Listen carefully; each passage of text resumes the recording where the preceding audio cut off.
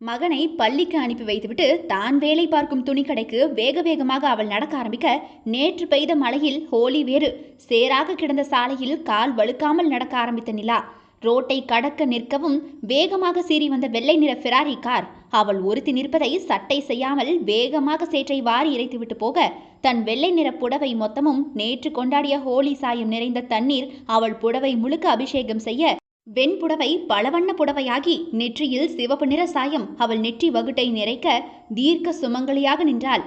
சை, பார்த்து போகக்கூடாது, கண்ணில்லாதவன் என்று புடவையை உதறிக்கொண்டே நிமிர, வேகமாக அவளை தாண்டி போன காரோ பின்னால் ரிவர்ஸ் எடுத்து வந்தது.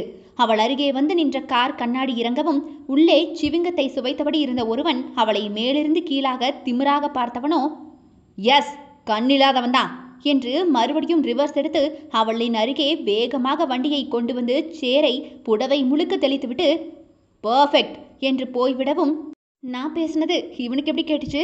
திமிர் பிடிச்சவன், என்ன ஒரு அகராதி! சை என்று புடவையை மாற்ற மறுபடியும் வீட்டை நோக்கி ஓடினாள்.